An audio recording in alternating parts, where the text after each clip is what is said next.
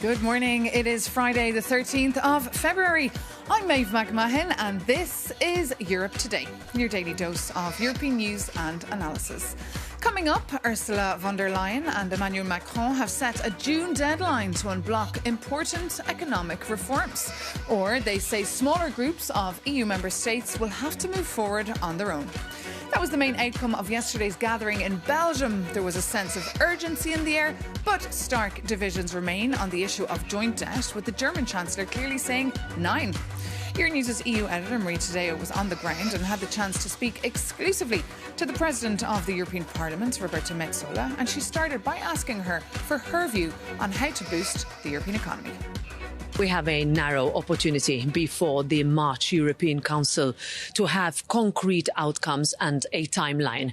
Those who have said that for far too long the European Union talks a lot and have not come with actions are now needing to be disproved. So all the proposals on the table, no matter how different they might be, at the end of the day, they ask to do more. They ask to do more now. If you look back to the last few months of 2025, when there was an agreement between the European Commission, the Parliament and the Council on 10 legislative priorities, these need to be backed up by a full commitment on the Capital Markets Union, on the Banking Union, Savings and Investments Union, the Energy Union, all of these big words, but ultimately they boil down to legislative initiatives that will make it easier in Europe for you to invest, for you to grow, to innovate and scale up. So what do you want to see? Well, 2026 is going to be the year where we need to save the automotive industry. 2, we need to shore up where we are market leaders. 3, we need to conclude more trade deals. We're doing this already. We've seen what happened with the US, with India, different trade deals on the table that we need to, in Parliament, also vote on. This is the year where we no longer say we might do it next year. We need to vote this year. And we're already going through that. The head of the Commission, she talked about a commission that is committed to providing that executive action, but she also said that co-legislators really need to do their part. Do you view that as criticism, that the European Parliament is not playing its role? Absolutely not. If anything, it is a common call to action, just as the European Parliament has asked for a long time for the Commission to come forward with simplification proposals. We now have the proposals on the table and we're working pretty fast on them. Mario Draghi was in attendance to this retreat. It's been almost 2 years since that report came out. What makes you think that this is really the time? And what makes you think that it will come to fruition? Because many would argue it's 2 years late and the money question is still not solved. Well, if you think about this simplification drive and what we're currently working on, all of this comes, if you will, from the Draghi and Letta reports. Do we need to go further? Absolutely. We're talking about 800 billion euros that are injected into the European economy every year. What are we doing on that? Are we going to manage to save the industries where we are market leaders? This is what 2026 is about. And this is the discussion that it's not only Mario Draghi having with the European leaders, but every single leader of a company in Europe, every single family, but also every citizen that would like his and her bills to go down lower for us to be able to make it easier for them to live. And I think it's a common discussion across the continent. Perhaps in the past we would have waited a little bit longer. Now's the time because we have no choice. And the question of the Eurobonds, is that something that you think it should be explored? And then secondly, Mario Draghi has talked about this pragmatic federal union. Is that something you can rally behind, a form of federal Europe, pragmatic federal Europe?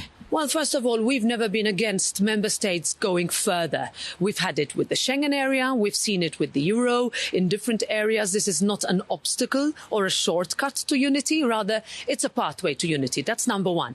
The second thing is, what are we going to do to decrease the productivity gap that we have? At the end of the day, the arguments are weighed between whether you increase the financing in our economies by capital. At the end of the day, we have savings in the European Union. It's the tools that we use that need to promote growth. And on the other hand, how are we going to pull up those member states that still see a big gap in their productivity level? This is all one that needs to be coming together, because as a union, the better we are together, the better economically we can do. President Metsola there. And now many EU leaders have left Belgium and moved on to Bavaria as the Munich Security Conference gets underway. the biggest security conference in the world, takes place in a context of what organisers call a new era of wrecking ball politics. For more, let's cross over now to Munich and bring in our Maria Tadeo. Maria, good morning. What should we expect here? Some big names on the guest list. Well, yes, Maeve, good morning from Munich. Of course, the eyes of the world, to some extent, will be fixated on the city because of the names, the caliber of the speakers that participate. A U.S. delegation led by Marco Rubio, the Secretary of State, who's now become the sort of brains, but also the operator of U.S. foreign policy. President Zelensky will also address the Munich Security Conference. Remember, he has often used this tribune to really show the priorities for Ukraine, but also the needs for the country. He warned about a war that was coming. Then obviously the war broke out, and ever since he's used this conference to appeal for aid, for more weapons, but also now at this stage, it really is about the active negotiations that are taking place between the U.S., Russia, and Ukraine. Of course, we're expecting a number of bilateral meetings to take place between the Ukrainians and the U.S. delegation. On top of that, of course, is the Europeans. As you alluded to that, the head of the Commission will be here, the French president too, and of course the host country, the German Chancellor Friedrich Merz, will also address the Munich Security Conference. For the Europeans, the mission is twofold. One is really show the world now that this is a union that is taking its security seriously, that it can and will protect itself. Obviously, there are questions about the capabilities that Europe really is able to deploy, I should note, alone without the United States, and also insert itself into the negotiations on Ukraine. That will be really the mission for the Europeans, to use 3 days of shuttle diplomacy to send a message, but also really the negotiations that happen behind the scenes. That is really the value of a conference like this, is the sidelines, the FaceTime between leaders. And just briefly, Maria, remember last year J.D. Vance gave a speech that shocked Europeans. Could we see more of that this year? Well, he did very much. And Maeve, just to give you an anecdote, a year ago I was here at the Munich Security Conference and I watched that speech by the U.S. Vice President next to a very senior European official who went, "Oh, wow, they hate us." And by hate us, it means the Europeans. At the time, remember, the U.S. Vice President said that the big threat for Europe is not coming external, it's coming from within, and alluded to climate, migration, censorship. Obviously, that signaled a rupture in policy between the two sides. This time around, he will not participate. It is Marco Rubio. Some believe this perhaps is a more diplomatic U.S. And we also should remember the response from the Europeans has changed. J.D. Vance got booed in Milan at the Winter Olympics. The U.S. delegation also was booed in Davos. So this could be, to some extent, a different, perhaps more polite Munich Security Conference. OK, Maria, today, and whatever happens, you will, of course, report it for us. Thank you so much for that live update. And as those talks get underway in Munich, with President Zelensky as one of the main guests, airstrikes have knocked out many electricity and heating supplies in Ukraine. Hadja Labib, the EU Commissioner for Humanitarian Aid, has announced 1,000 more generators for hospitals, schools and houses amidst constant Russian missiles. Euronews' Shona Murray reports from Kyiv. Well, Maeve, we're outside these so-called invincibility points. This is places where you can go if your house has lost heat or electricity because it's been bombed. There are often children here. If you look at these high-rise apartments behind me, a lot of them don't have gas installations. So if the house is bombed or if you've lost electricity because of the power plants, then you're in a really bad way. As far as this 4-year full-scale invasion has gone on, it appears that this is the worst winter ever, with temperatures plunging as low as minus 23 degrees. We were at a power plant that was completely destroyed by ballistic missiles, meaning that 500,000 people lost electricity and heat, and that included hospitals and schools. Within a few hours of being here, there was 8 ballistic missile attacks, and at one point, obviously, we had to go down and find shelter with 200 workers near the power plant, where I caught up with EU Commissioner for Crisis Management, Commissioner Labib, and I asked her about the situation we were in. We were also joined by the Ukrainian Deputy Minister for the Territories. You know, we have alarms every day, and for before the day attacks, Russians tried to use these sub-zero temperatures, making the humanitarian crisis in Ukraine and Kyiv particularly. We're only in Kyiv a few hours, and you've already met people who are suffering with no heating, and now we're here at a power plant and you're in a shelter. What's your reaction? My reaction is that this kind of shelter saves lives, and thanks to this shelter, no one was killed, and it happened day and night now, so it shows that this is the real battlefield. Russian aggression is not only, between soldiers. These are the soldiers of energy. Do you think it's realistic, President Zelensky's demand that maybe there's some sort of partial membership of the EU by 2027? I mean, he's calling for a date. This is something that we need to consider because we need to move.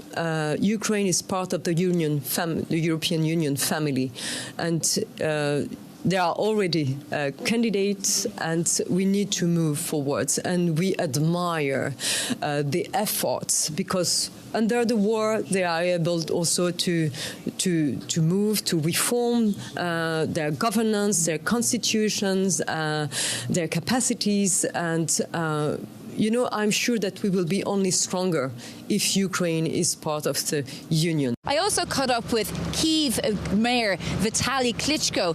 I asked him a little bit about the situation that's ongoing in his city and also about EU membership. We have massive attack from Russian Federation, kamikaze drone, ballistic missile, cruise missiles, attack our critical infrastructure, and let people freezing, living without heating, electricity, and we fighting to surviving. And this help, these electric generators, what we receive right now, is very helpful. Are you confident about the political negotiations that are ongoing at the moment? First of all, stop the war. Second, we need guarantee, because it can be short breaks for Russians, and also very important question about the future, because we, Ukraine, have to save our national interest and our main goal to be the part of European family, not the part of Russian Empire. Shona Murray reporting for us there. Well, the war in Ukraine has made an appearance at the Winter Olympics, with one Ukrainian skeleton racer banned from participating. And for more on that story, I'm joined now here in our studio by our Sasha Vakalina and the EU Commissioner for Sport, Glenn Michailov. Good morning. Good morning. Welcome. Just, Sasha, first, bring us up to speed. What happened? Well, Zaharashkevich was disqualified from the Olympics for using his helmet, and that happened even before his first run. During the trainings, he was using the helmet featuring the portraits. You can see it now on the screen, of the Ukrainian athletes who were killed since Russia's full-scale invasion of Ukraine. There are no political slogans on the helmet. There are no flags on the helmet, only the photos of the athletes. And this was the reason, apparently, for the International Olympic Committee to disqualify him. Let's listen to what he had to say after the decision. You can imagine I'm a professional athlete, and I spent hours of trainings every day for 4 years to be able to be here today to compete on Olympic Games. And I was disqualified, and I cannot understand even why. Commissioner Michailov, you were there at the Games. What is your view here? We see dreams shattered. Well, let me just say, first of all, the Winter Olympic Games have been so far a fantastic celebration of sporting excellence, of fair competition, of friendship, and promoting peace. Now, when it comes to the organization and the regulation of sporting events, the autonomy of sporting federations and of associations to regulate these games is a fundamental pillar in sport. So it is for the International Olympic Committee, it is for the federations to set the rules and regulations for the competitions. Now, this is uncontested. What we're talking about here is messaging and messaging rules, particularly that come out of the Olympic Charter. Now, in this particular case, the rule is not directed at a particular country. These are rules to safeguard safety for athletes, but also fair competition. And I emphasize this point. I am sad to see that Vladislav and the situation could not be resolved before the competition. When you say messaging, what message does that say to Ukrainians? Well, let me just finish the point. I'm sad to see that the situation could not be resolved before the competition. I think, in a way that would have allowed him to express himself and pay respect to the fallen heroes in Ukraine. Ukraine is going through a very tough time. We've just seen in the previous message the difficult situation that Ukraine is going through. But the decision by the IOC is one I respect. And I respect particularly the fact that Kirsty Coventry, the president of the the International Olympic Committee, was speaking to Vladislav face-to-face, explaining the situation, trying to resolve the dispute through dialogue. I also admire the fact that she made an extraordinary, in the event of the extraordinary situation, made an appeal to the disciplinary committee also to revoke the accreditation and restore the accreditation. So it's not over yet? To Vladislav. And of course, I appeal for engagement and dialogue. Commissioner Glenn Michailov and Sasha Vakalina, thank you so much for being with us here this morning. But now for something completely different. It is Valentine's Day this weekend, a day that some people love and some people hate. But it did get us thinking about the serious demographic crisis that the EU is facing. Our Jakub Janis takes a look.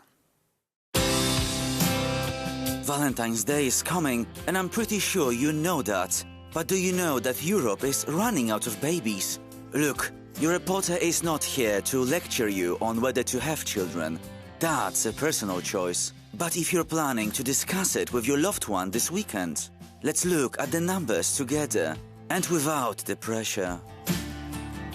Europeans are waiting longer to have children, and there is no sign it will change anytime soon. But here is the twist. Delaying parenthood doesn't necessarily mean giving up on children. In fact, the EU countries where women wait the longest also happen to be the countries with higher fertility rates. That might explain the explosion in fertility treatments, which allow couples to extend their window of opportunity. And according to recent data, Europe recorded around 1 million treatment cycles in a single year.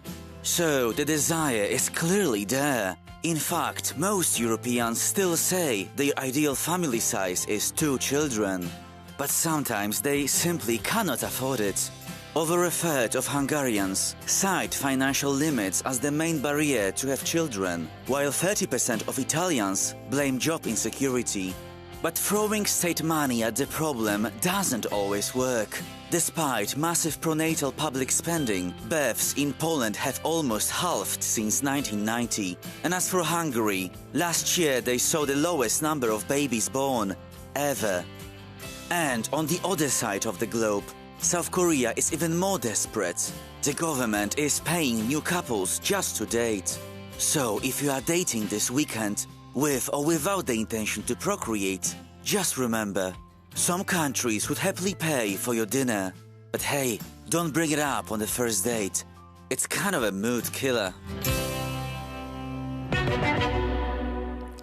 Jakub Janis there. And finally, as we reported yesterday, it's just 2 months until Hungary's big elections. And incumbent Prime Minister Viktor Orban is running against the 44-year-old centre-right opposition leader Peter Magyar. Well, overnight, there's been some developments on that sex tape that we mentioned just yesterday. For more, our Hungarian correspondent Sándor is in the studio. Sándor, what's the latest? Yes, indeed. Yesterday, Peter Magyar, the opposition leader, admitted that the sex tape is real and he's on it with his former girlfriend, Evelyn Fogel. This happened 1.5 years ago when they visited a party in central Budapest in an apartment, and Peter Magyar said that they engaged in a consensual sex. And he said also that this was a honey trap. He has been lured into this. He also talked about drugs have been used at this party, but he never touched any drugs. Now the big question is whether or not this will impact the Hungarian electoral campaign. Everyone is talking about this in Hungary right now. Maybe let's take a look of what Peter Magyar had to say yesterday. It became clear to me that I walked into a classic Russian-style honey trap. But since I haven't done anything illegal, my conscience is clean. Peter Magyar there. And to find out if this is impacting his campaign, you can read Sándor Zíros's reports on Euronews.com. But this does bring this edition of Europe Today to an end. Thank you so much for your company. As always, take care and see you very soon here on Euronews.